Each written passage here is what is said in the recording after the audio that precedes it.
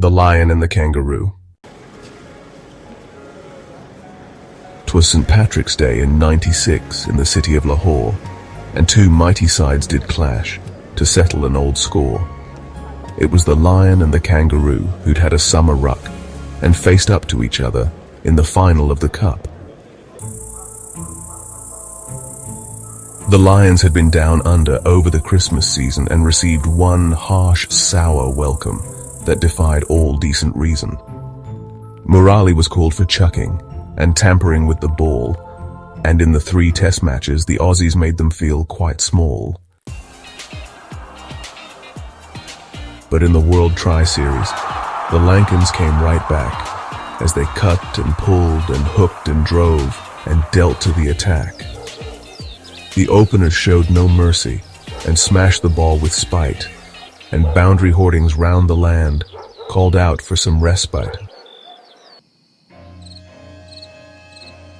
Lightning Kalu and Cyclone Sanath gave McGrath and company the handle, but the Aussies were let off the hook by their players Hare and Randell.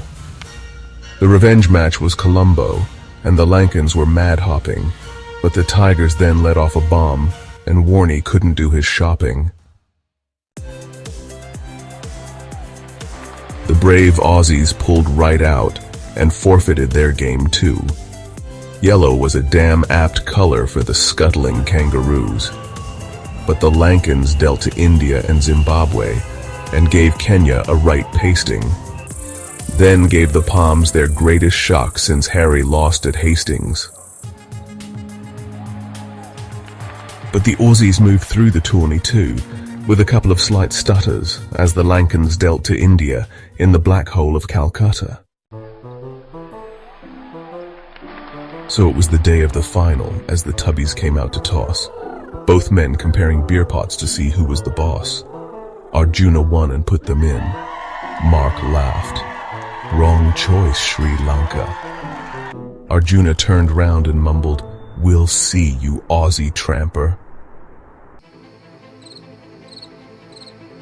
The two Marks pranced on out and got to a good start, as Taylor drove 4 after 4 off these Lankan upstarts. Mark Waugh hit Vas into the fence and said, "Give me another, but then hold out to Jaya," said Vas. "Take that, you sucker." But then young Ponting played right in, and the Aussies were all class, and the score flew on past 130, skipper Taylor kicking ass. But Arjuna kept his cool and brought his spinners in. As the middle order flaked and fell, he managed a sly grin. The slow men bowled like legends. Sri Lanka's Wunderkinder, Mutia, Kumara and Sanath, and a god named Aravinda. But Bevan the great fighter steadied the innings mightily, and with the innings score at 241, it was all set for a tighty. The lights ebbed on and off and on, then bathed the pitch in light, and out came the dynamic duo, an opening bowl's worst sight. Cyclone Sanath hit out smartly and hit the first grand 4, but then found himself run out, to a decision rather poor. The Aussie fielders leapt with joy, for this man was the one. Captain Taylor smirked. "Just hold in, boys, we've as good as got this one." Then Kalu threw his knockaway 2 down and it looked grim. And onto the Gaddafi ground, Great De Silva marched on in. Sri Lanka's pocket battleship, his eyes lit up like smoulders, knowing he carried a nation's hopes upon his little shoulders. Guru looked quite shaky, but the Aussie fielders too, and the ball began to show effects of a coating of fine dew. The partnership gnawed on and reached the century mark, and as the total moved past 140, Lankan eyes began to spark. But Gurusinha lost his cool, and down came all his stumpers. Out came the only international sports star, built like an Ompa Lompa.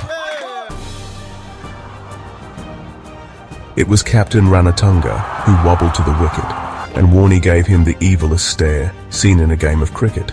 "You're a gone man, Arjuna. Your team's all full of tripe." Arjun just grinned. "Ah, shut up, Shane. You're just a load of hype." And a battle royale took place as the rate required went up. It was going to be a tight one to the end of the World Cup.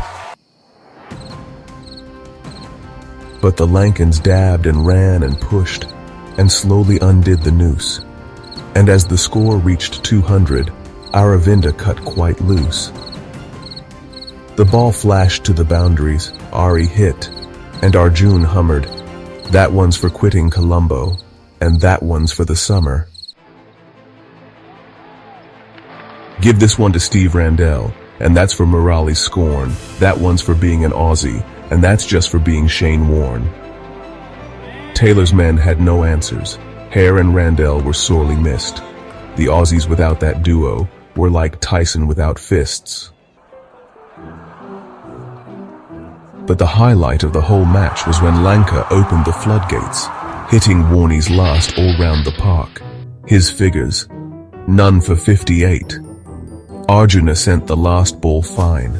They'd sewed the Aussies right up, and the cricket world jumped with joy, for Sri Lanka had the cup. Benazir handed the Wills World Cup for Arjuna's boys to kiss, and never did any fairy tale end quite as well as this. The fairy tale had come true after 14 hard long years. "These Lankan boys are marvelous," said Tony, half in tears. Ian Chappell was the MC with some macho Aussie plays. "Who's that Sheila in the green dress? Let's push her out of the way." Miss Bhutto was simply not impressed as Taylor held out his rump. "You think that I'll shake hands with you, you dirty Aussie chump?" Taylor took it like a man, but not poor little Shane. And the Lions flew home to a mugging when they stepped right off the plane. They were dancing in Colombo and in the streets of Kandy, and all around the Emerald Isle, they said, "Our boys performed quite handy." For a country needing good news, it was their greatest day. Even Tiger said, "Flip this Elam crap. We'll be proud Lankans for today." But for the Aussies it was bitter, a deep affront to their might. They've got a tour up in August, and there is no way they can pike.